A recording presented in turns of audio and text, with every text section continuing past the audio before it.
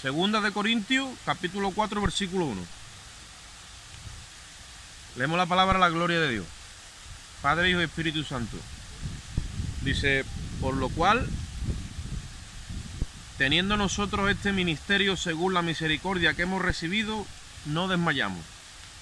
Antes bien, renunciamos a lo oculto y vergonzoso, no andando con astucia ni adulterando la palabra de Dios, sino por la manifestación de la verdad, recomendándonos a toda conciencia humana delante de Dios. Pero si nuestro evangelio aún está encubierto, entre los que se pierden está encubierto, en los cuales el Dios de este siglo cegó el entendimiento de los incrédulos, para que no les resplandezca la luz del evangelio de la gloria de Cristo, el cual es la imagen de Dios. Porque no nos predicamos a nosotros mismos, sino a Jesucristo como Señor, y a nosotros como siervos vuestros por amor de Cristo. Porque Dios, que mandó que de las tinieblas resplandeciese la luz, es el que resplandeció en nuestros corazones para la iluminación del conocimiento de la gloria de Dios en la faz de Jesucristo. Pero tenemos este tesoro en vasos de barro, para que la excelencia del poder sea de Dios y no de nosotros. Hasta ahí. Padre, te damos gracias en esta bendita hora, Señor. Ponemos esta exposición de la palabra delante de tu presencia, para que sea tu Espíritu iluminando nuestros corazones, como dice ahí, con la luz del evangelio, para que podamos entender tu voluntad en esta hora, Señor. Te damos gracias y en ti esperamos, en el nombre de Jesús. Amén. Gloria a Dios. El apóstol Pablo le está desarrollando a los corintios la temática de lo que tiene que ver ser un ministro del nuevo pacto, contrastándolo siempre con lo que en el antiguo pacto, digamos, se había establecido, ¿vale? Y él habla ahí de varias cosas, del entendimiento, de que el entendimiento está cegado, de que el Dios de este siglo, de que el evangelio, entonces yo quiero, con el favor de Dios, que nosotros hoy podamos, hasta donde nos dé ese entendimiento, ¿vale? Poder poner la palabra, para que de alguna manera el Espíritu de Dios es el que nos da crecimiento. La palabra dice que cuando tenga que ser expuesta, tiene que tener siempre estos tres aspectos. Tiene que ser para consolación, exhortación y edificación. Muchas veces también la palabra destruye, pero la destrucción que trae es romper cosas que están mal edificadas, porque los hombres las han edificado mal, o nosotros le hemos dado parte a doctrinas erradas. Eso hay que destruirlo, pero nunca con la vertiente de condenación, ni de poner la mirada en ti.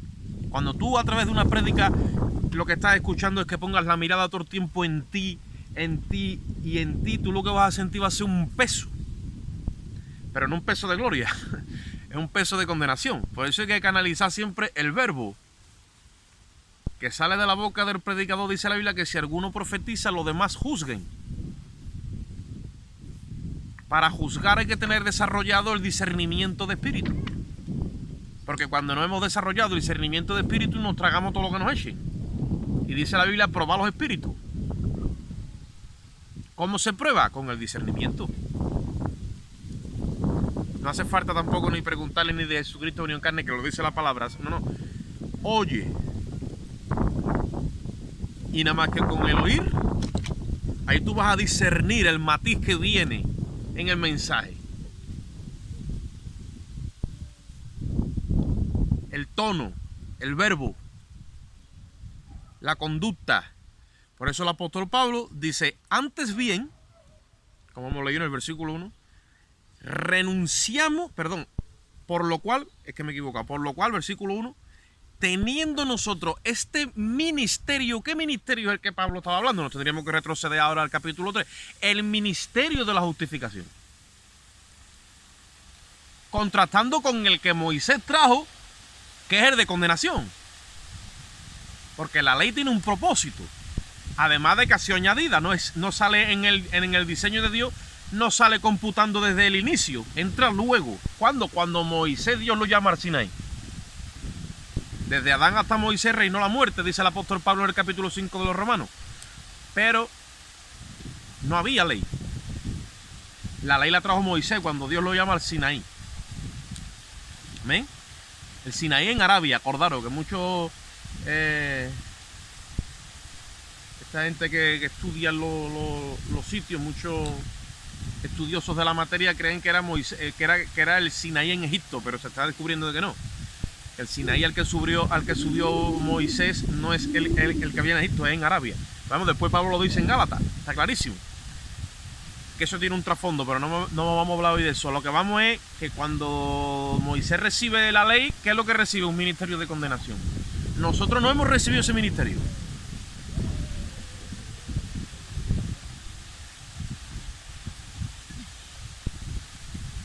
El ministerio de condenación lo usa el Espíritu Santo para convencer al mundo, no a la iglesia, de pecado, de justicia y de juicio.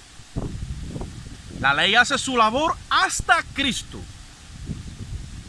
Cuando la ley lleva a las almas arrepentidas a Cristo, hasta ahí hizo su labor la ley. La ley como tal, para condenar. Una vez que el condenado haya justicia en Cristo, se termina la ley en su función original.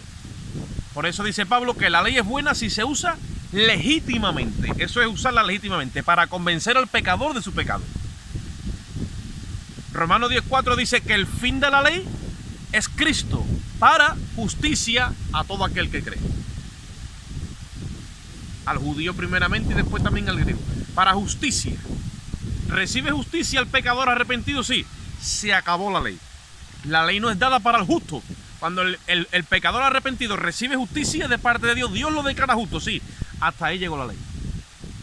¿Me estáis entendiendo? Por eso hemos estudiado en Gálatas que dice que la ley fue un ayo, fue un maestro, fue un guía que nos lleva donde a Cristo. Una vez que acaba la ley, o sea, su función, porque ya viene Cristo con su nueva ley, que es la ley de vida en Cristo, la ley acabó su función.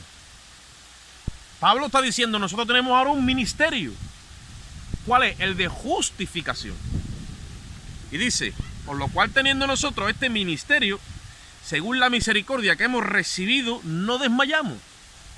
Claro, ¿cómo vamos a desmayar?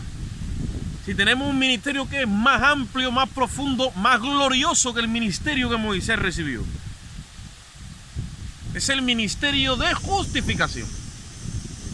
Y no vamos a ir al capítulo 3, pero en el capítulo 3 Pablo está comparando un ministerio con otro. Y dice que en que Moisés viniese del Sinaí con la cara resplandeciente, con esa gloria que tenía en su cara, el ministerio nuestro todavía tiene mayor gloria que la gloria que vieron los hijos de Israel en el rostro de Moisés. Lo que pasa es que Moisés se lo tuvo que cubrir para que no fijaran la vista, dice, en aquello que había de desaparecer. ¿Por qué? Porque la ley al final acaba, pero la gracia empieza y nunca se acaba. Porque es un ministerio de orden eterno, de corte espiritual, donde a donde vamos es a la plenitud. La palabra plenitud viene del griego pleura. ¿Sabéis lo que es la pleura de algo? Es el sinfín, nunca se acaba. Hemos entrado a una dimensión donde Dios no tiene final. Ese es nuestro Dios. Y la iglesia es la que proyecta la plenitud de aquel que todo lo llena en todo. Entonces hemos entrado a una nueva dimensión. Ese es nuestro ministerio.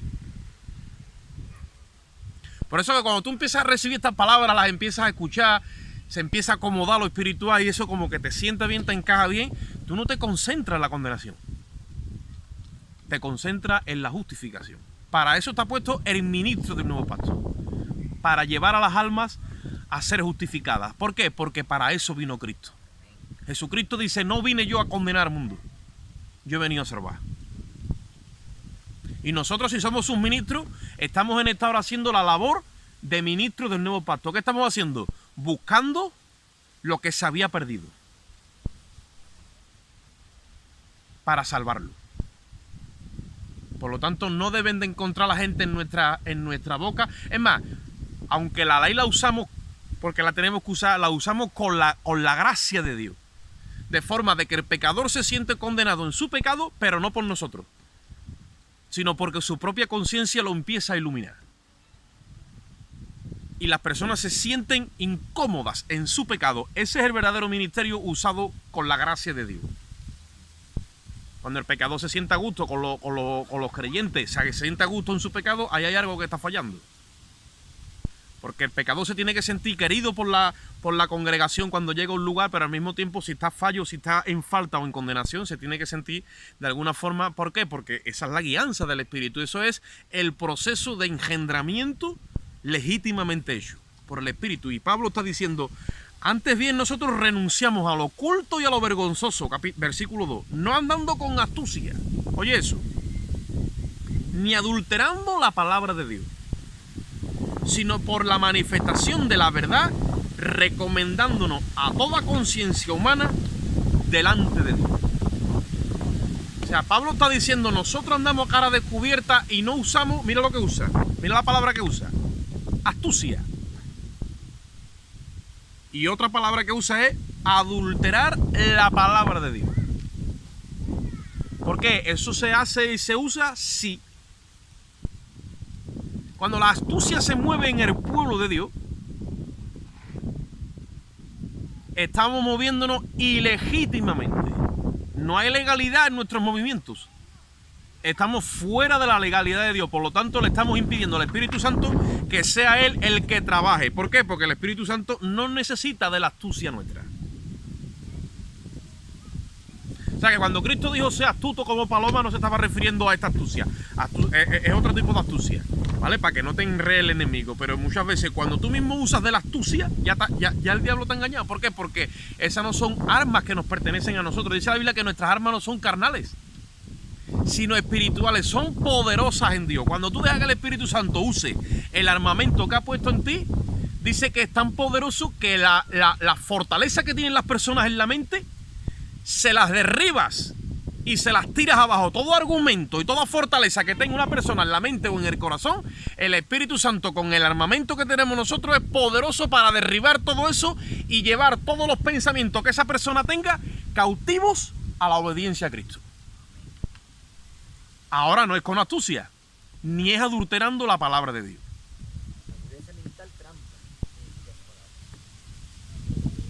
Y nosotros muchas veces usamos ¿de qué? Del adulterio con la palabra. Para que las vidas sean consagradas y santificadas más rápidamente, le metemos levadura. Ustedes han visto que los alimentos hoy día los procesan ¿para qué? Para que duren más. Eso es una forma de adulterar la alimentación. Te compra una bandeja de chope que viene todo cortado en rodajas y el que ha fabricado le interesa que en vez de que esté 3 días allí o 2, esté 14, pues le meten, como dice mi mujer, propiedades cancerígenas. No están siendo legales. A ellos no les importa que tú te mueras, a ellos lo que les importa que tú le dejes los 2 pavos y pico que vale cada bandeja de esa, que por los miles que venden, pues eso es lo que vale. Raye todos los males, al final es el amor al dinero. Ahora, nosotros como ministros del Evangelio, ¿qué queremos y qué pretendemos? Porque si estamos andando con astucia o estamos adulterando la palabra de Dios es porque nos interesa que están ocultos en nuestro corazón y algún interés tenemos nosotros con nosotros mismos. Por eso es que para predicar el Evangelio de una forma honesta, noble, sincera, nuestro yo tiene que estar crucificado juntamente con Cristo. Y si yo estoy crucificado, ya vive Cristo en mí. Por lo tanto, me aseguro de que todos los intereses que hay en mí tienen que ver con el reino de los cielos. El apóstol Pablo lo dice ahí. Nosotros no andamos de esa forma, ni con astucia, ni adulterando la palabra de Dios. Nuestro ministerio va a cara descubierta. Dice, por eso nos recomendamos, mira lo que dice, a toda conciencia. Cuando él hablaba con las personas, el apóstol Pablo, para presentar el Evangelio o a los creyentes, les ministraba a la conciencia. Ese es el aliado que tenemos nosotros como ministros, la conciencia de las personas. Y por eso dice ahí ahora en el versículo 3, si nuestro Evangelio está encubierto, porque yo hablo claramente y lo que yo ministro está lleno de luz, no hay astucia, no hay adulterio de ningún tipo. Y es más, me recomiendo a la parte más que tú tienes más capacidad de discernir bien y mal, a tu conciencia, como diciendo, júgame ahora. Ya dice, lo que yo predico o lo que yo estoy enseñando No está encubierto por ningún tipo porque vengo con toda la luz de la plenitud de Dios, porque esa es la faz de Jesucristo, pura luz. Ahora dice, si esto que yo te estoy ministrando está encubierto a alguien, ahí dice, entre los que se pierden está encubierto. Y ahora explicar por qué. Y dice, en los cuales, no dice que es todo, en los cuales, algunos, el Dios de este siglo cegó el entendimiento de los incrédulos, para que no les resplandezca la luz del Evangelio de la gloria de Cristo, la cual es, ¿qué dice ahí? La imagen de Dios. O sea que lo que trae el Evangelio cuando se revela a un alma es la imagen de Dios, porque está diciendo que el Evangelio es la gloria. La gloria es el resplandor de algo. Para eso se necesita luz.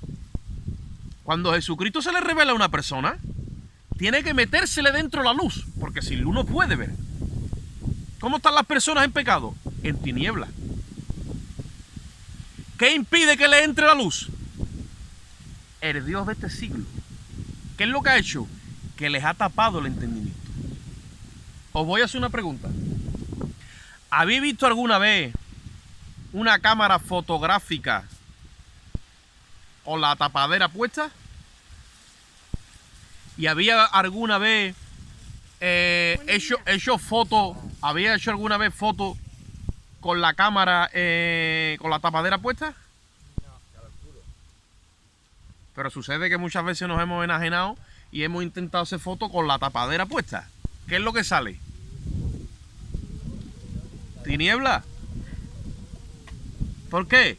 Porque el lente no tenía luz.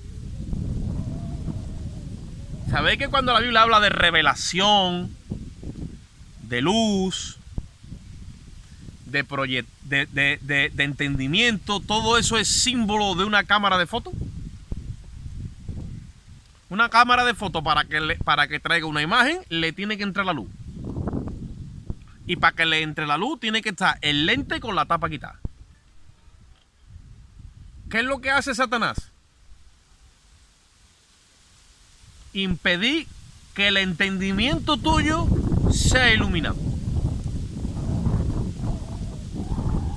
Y cuando tú no entiendes a Dios, las tinieblas no salen de ti. Porque lo que echa fuera las tinieblas es la luz. Jesucristo dice, y esta es la condenación, dice. Yo no he venido a condenar, he venido a salvar, dice, pero esta es la condenación, dice, que la luz vino a este mundo y los hombres amaron más las tinieblas que la luz. Y no quisieron venir a la luz para que sus obras no sean reprendidas. ¿Por qué una persona no quiere venir a la luz? Porque el Dios de este mundo lo ha engañado y le ha dicho, no vaya a la luz. No te expongas a esa luz. Porque si te expones a esa luz, tus vergüenzas serán expuestas. Engañándolo. ¿Por qué? Porque cuando una persona viene a la luz, sus vergüenzas no son expuestas. ¿Por qué? Porque el Espíritu Santo las pone en el cuerpo de Cristo y no son expuestas. Son cubiertas por la sangre de Cristo y se acaba todo registro de mala obra, de tiniebla, de tus vergüenzas y de todo lo oculto. Por eso que cuando nosotros prediquemos el Evangelio hay que tener claro qué estamos haciendo y cómo preparamos a las personas en oración y por el Espíritu para darle a entender que cuando vienen a la luz, sus obras no van a ser expuestas, sino que van a ser al revés, cubiertas con la sangre de Cristo que la derramó por todos los pecadores. ¿Por qué Pablo habla de esto? Porque cuando el Evangelio no se ministra en ese orden, ¿vale? Es porque la persona teme de ser avergonzada públicamente en la eternidad o aquí en la tierra delante de uno y de otro. Y cuando el hombre sabe que va a sufrir vergüenza, el hombre se retrae y se esconde.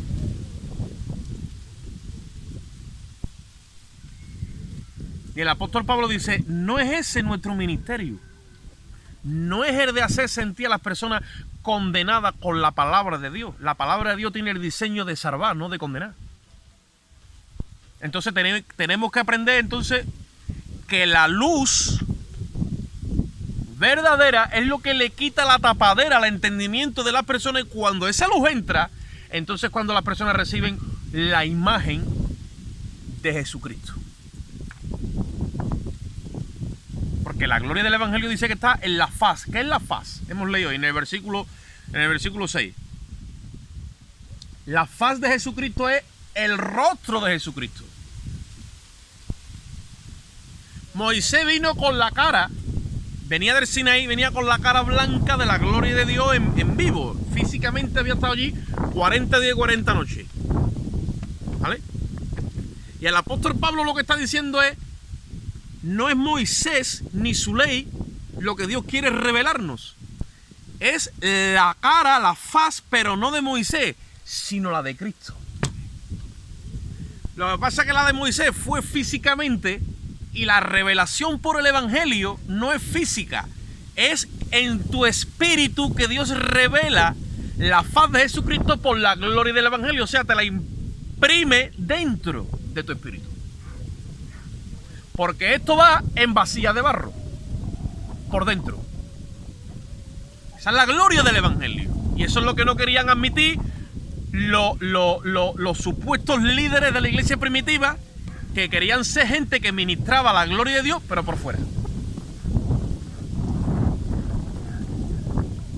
Y por fuera el hombre lo que quiere es tener poder, control, gloria de hombre, autoridad. ¿Y cómo lo hace? Pues empieza a reprimir las vidas con astucia y adulterando la palabra de Dios, para yo brillar como Moisés brillaba. Y eso se consigue simplemente con el ministerio de condenación. Yo cojo aquí la palabra y empiezo a meter miedos a todos, y al final le teme todo el mundo al líder más que a una vara verde. Y yo soy el iluminado y el resplandeciente, y todo el mundo está aquí en servidumbre por el temor. El apóstol Pablo está diciendo: no, eso sí no es. Nosotros no andamos ni con astucia ni adulterando la palabra de Dios, porque nuestro evangelio está descubierto desde primera, está desnudo. Tratamos con las conciencias de las personas y que nos juzguen ahora. Porque nosotros cuando predicamos, él lo dice, predicamos a Jesucristo como Señor, y a nosotros como siervos vuestros. A ver dónde me vaya a coger a mirar el rollo y el fallo. Si yo he venido aquí a hacerme tu siervo. Si yo he venido a lavarte los pies. Si yo he venido a trabajar por ti y para ti. ¿Estamos entendiendo cuál es la visión del nuevo pacto? Sí. ¿Por qué digo esto? Porque eso no es lo que se ministra. Por eso la iglesia está en decadencia. Porque la gente ha visto el evangelio como un negocio. Porque los líderes han cogido la palabra de Dios y la han adulterado. Y la han cambiado para sus propios fines. Y han visto en esto un negocio personal antes que un sacrificio por amor a Cristo. El apóstol Pablo está diciendo: los ministros del nuevo pacto no andan así. El Dios de este siglo le ha oscurecido la mente al mundo. ¿Vale? Si le oscurece la mente a los líderes de la iglesia, ¿qué esperanza tenemos?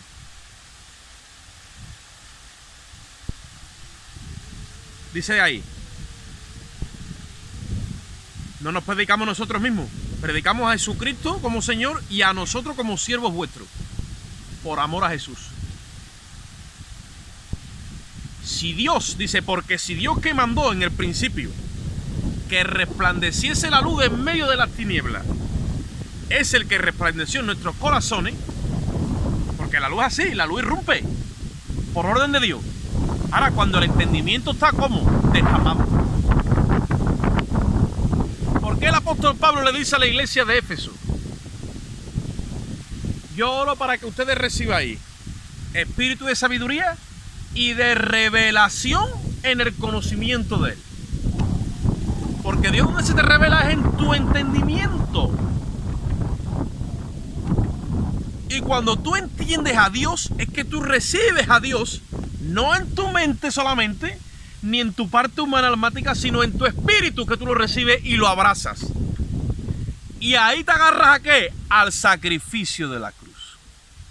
Eso es lo que Pablo tenía, que no querían tener los discípulos del primer siglo, que presentaba perfecto a todo hombre delante de Dios porque lo presentaba en el sacrificio de la cruz. Y el diablo, parece ser que simplemente sabía eso. El diablo y Pablo no lo sabía más nada. El diablo sabía eso.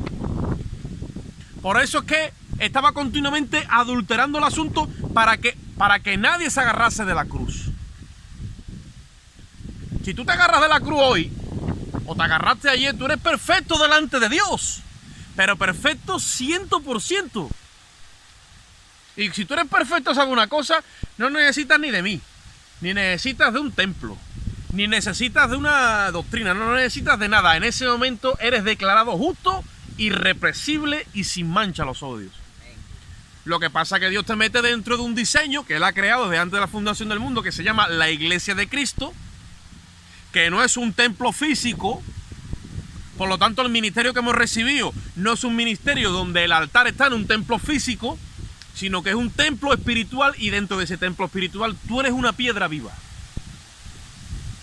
Y ahí ejercemos un sacerdocio espiritual donde en medio de mi templo y de piedra que soy viva por el Espíritu, ofrezco a Dios sacrificios aceptables por medio de Jesucristo.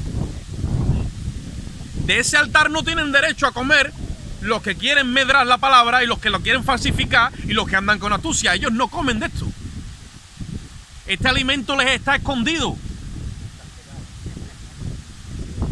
Esto es un maná que está escondido. ¿Para quién? Para los ministros competentes del nuevo pacto. De ese altar comemos nosotros. Por eso no ministramos en un santuario terrenal. Nuestro santuario es espiritual. Nos ministramos los unos a los otros, como piedras vivas que somos. Y nuestra cabeza es Jesucristo. De esta verdad priva Satanás a la gente cuando le ciega el entendimiento. No quiere que entiendan esto. Cuando tú entiendes esto, tú eres libre de decir, hermano Oscar, yo me voy para la otra. Dios te bendiga, hermano. Y Dios te cuide y Dios te guarde. Y Dios te rebendiga y te demás. Tú eres igual de libre que yo de irte como de venir. Yo soy feliz de la vida. Porque el ministro competente se goza cuando los hermanos prosperan. Dice, hermano, yo deseo que tu alma sea prosperada, dice. Y que tú seas prosperado conforme prospera tu alma, claro. Y que reciba todas las promesas a pleno entendimiento y que crezcas para arriba a todo lo que da. Si estás conmigo y te veo, me gozo, y si no, me voy a gozar igual porque lo oigo y me gozo. Y esa es mi alegría. Pero claro, como todo se traduce a un plano espiritual, el carnal dice, yo de aquí no saco ningún tajo.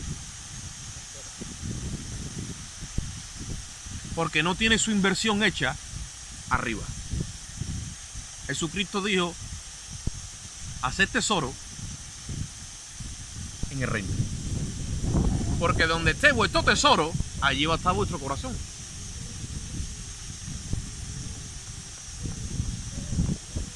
Si habéis resucitado con Cristo, buscad primeramente las cosas de arriba donde está Cristo sentado, y no las de la tierra. Dice, porque habéis muerto, dice, y vuestra vida está escondida con Cristo en Dios. Y algo que está escondido, como Dios no te lo revele, tú no lo encuentras ni en sueño.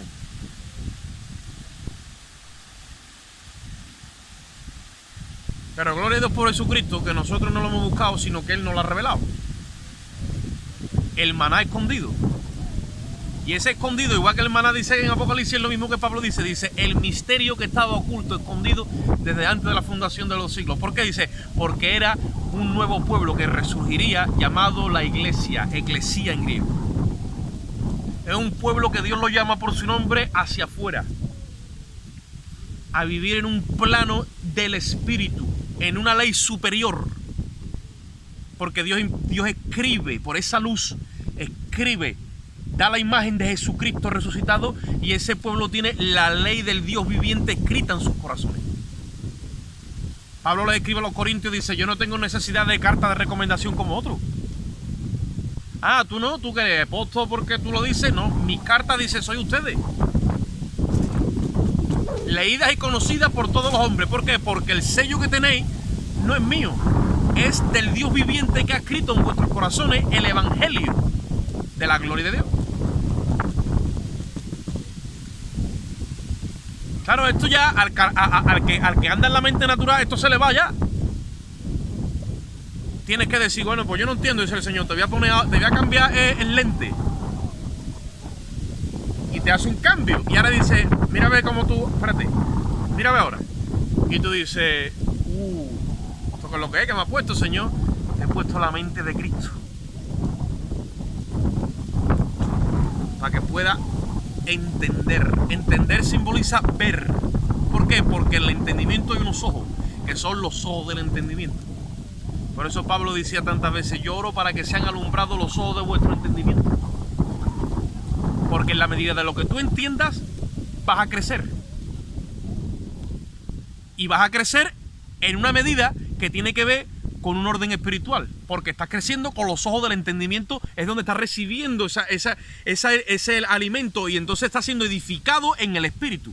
Dios no te ilumina para que seas edificado en la carne, ni para que prosperes en la carne. Muchas veces se mide la gloria o el éxito con un templo, con una membresía, con yo no sé qué, hemos hecho obras.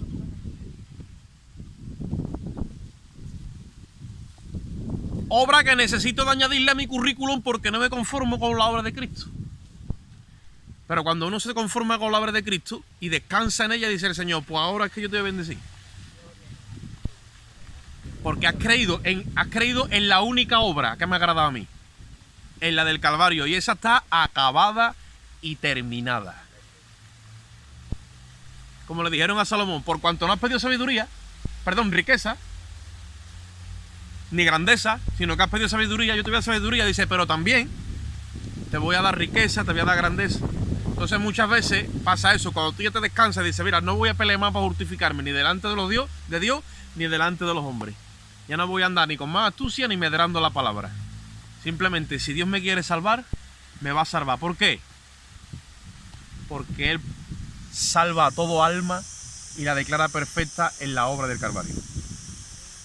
Y cuando tú te descansas en eso y te conformas a eso, la obra de la cruz se te abre y tú dices, esto que es lo que Dios te dice, este es el testamento que yo tenía reservado para ti. Y ahora que has creído en la muerte del testador, yo te abro el testamento. Y cuando tú miras ahora este libro, ya no estás viendo letras. Te lo estoy mostrando en imagen y sonido. Porque estás escuchando la voz del Espíritu. Y cuando tú oyes la voz del Espíritu, ese sonido se transforma en imagen. Y tú dices, ¿qué imagen? Porque empiezas a ver con los ojos del entendimiento la gloria de Dios. Y Dios ilumina ¿qué? Tu entendimiento para meterte conocimiento. Porque si tu entendimiento no es iluminado, no te puede meter conocimiento ninguno. El pueblo pereció, como dijo un pastor, pero no por falta de congregarse ni por falta de diezmar. Pereció porque le faltó conocimiento. ¿Cómo Dios te mete el conocimiento? Cuando ensancha tu entendimiento con la luz del Evangelio. Cuando tú conoces las verdades de Dios, Dios no te las almacena en tus emociones, ni te las almacena en tu parte externa. Te las mete dentro donde nadie las puede tocar. ¿Dónde? En tu espíritu. Y cuando tú empiezas a entender esa revelación, entonces que tú ya te empiezas a conformar a lo que Dios te está metiendo dentro. Por eso dejas de ser un hombre carnal y te conviertes en un hombre espiritual, que es el nuevo hombre según Dios. Y ya te empiezas a alimentar desde adentro, porque adentro no hay vibraciones. Adentro está todo estable, porque la cruz ha traído justicia perfecta. Y cuando la justicia perfecta se le aplica a tu espíritu, tú estás en eterno reposo y seguridad para siempre. Hay algo que no se para de mover, que es la paz. Y la paz es algo que es dulce, es un efecto que trae en ti. Y te dice, bueno, pero a ti, tú ahora ya no... Las pruebas, sí, las supero, pero ¿por qué? Porque estoy dentro, estoy con él adentro. Ya las vibraciones de afuera y las circunstancias del momento, que hoy tengo dinero, que mañana no tengo, que estoy enfermo, que eso ya a mí no me afecta. ¿Por qué? Porque estoy viviendo en el hombre interior. ¿Y cómo has llegado tú a ese plano? Porque he dejado que el Espíritu haga la obra en mí. ¿Y cómo lo he dejado? Simplemente me he puesto a creer que Jesucristo ha hecho todo en la cruz por mí. No, hermano, no se puede predicar que Jesucristo lo ha hecho todo. Bueno, pues predica otras cosas si quieres. Pero cuando te venga a dar cuenta, va a estar siempre con la astucia y medrando la palabra de Dios y con el entendimiento embotado. Estate quieto y deja que el Espíritu obre. Como dijo un hermano, vamos a dejar de remar, que estamos aquí reventados. Saca las velas y espera que el Espíritu sople.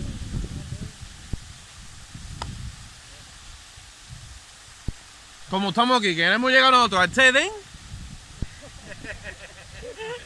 y el Señor nos pone la fuente y manda los vientos, que menos mal que ninguno tiene peluca, si no,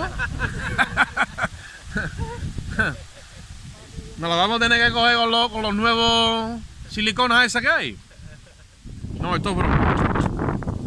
Dice, pero tenemos este tesoro, donde dice, en vaso de barro.